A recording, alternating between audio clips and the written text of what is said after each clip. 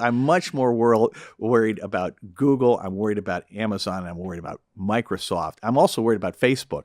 But, the guys who independently sell AI and the people who sell smart devices, they're the ones you really got to worry about, right? Mm. And Why is that? well, sit there and let's think about AI as the example, okay? So we've almost every day there's a news story about an AI with some implicit bias based in there. So Sure. you get the situation of the facial recognition that either doesn't recognize women, which I think was a Microsoft product, or doesn't recognize people of color, which was the Right. Google product. Or all Asian people look the same, I think was their major problem. And then you've got the problem of resume AIs that read resumes.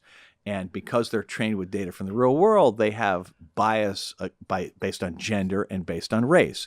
And then you have the AI that's used for mortgage applications. And then again, the real world has redlining. It has bias based on religion, race, and other factors, in each neighborhood, right? And the problem is there are economic forces for whom those biases served a purpose. Right.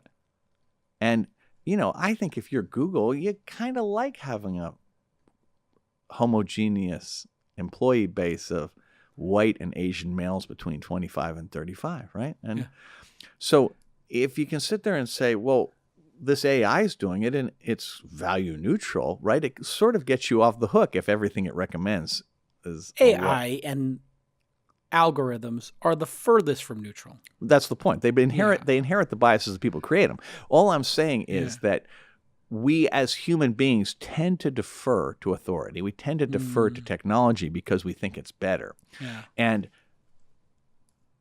in the old Silicon Valley philosophy, the thing that's caused all the harm with a lot of these global apps is that we still ship a product and then expect the people who use it to find the bugs and find the flaws. Yeah. And that was fine if you're making a little PC game or word processor. A word processor. It's not at all cool when your product affects the outcome of civilizations or affects people's lives.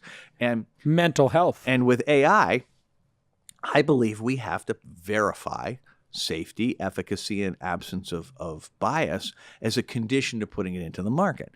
And these are things that should be automated, right? This isn't like a 10-year trial for these things. This is something you should be able to automate. Now, we're not very good at doing it today, which tells me we shouldn't be deploying these things at scale because you're going to lock in all kinds of really bad behaviors.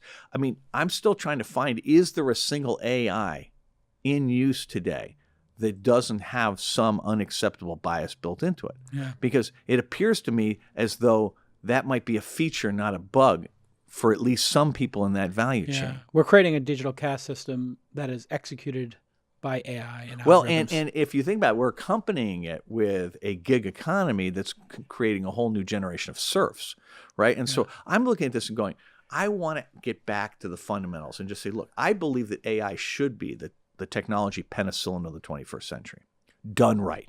And I believe that we are good enough in the Valley to not only get this right, but to make it fantastic. In fact, I believe that what we're really setting up is the greatest business opportunity in the history of technology. That the problems I'm describing, each one of them is a business opportunity. Yeah.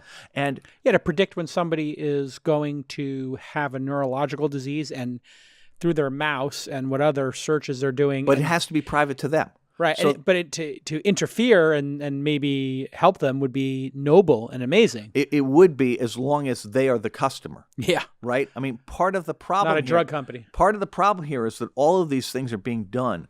They say that in advertising, you're not the customer, you're the product. Yep. Well, in this world, you're not even the product, you're the fuel. Yeah. And that is an unacceptable thing. That is wrong. And I believe it's because we're hyper-centralized. We've allowed all industries in America. By the way, this is not just a tech problem. The banking industry has these problems.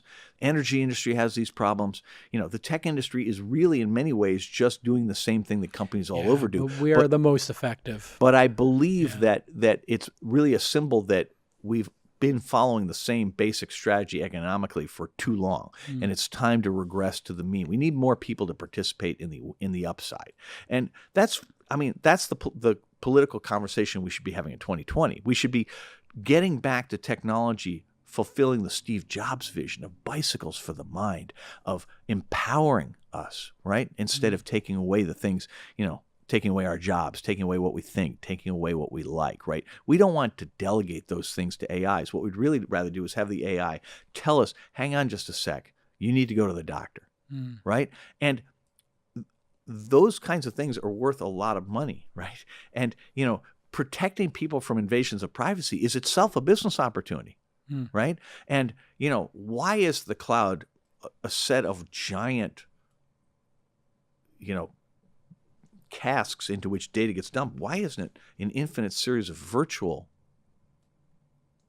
clouds where n is the number of customers? Be wildly more Private secure, clouds. wildly more private. Why do you have to take device? Why do you want to process things in the cloud? Why not just process on the device? We have tons of processing on these smartphones now, right? And we're about to go to 5G where you're going to have processing all over the place. It's insane to move stuff into the cloud on that basis. I mean, to me, moving video, unless you want to own all the data. Well, sorry, that's my point. Yeah. And that's why we need to have some government intervention.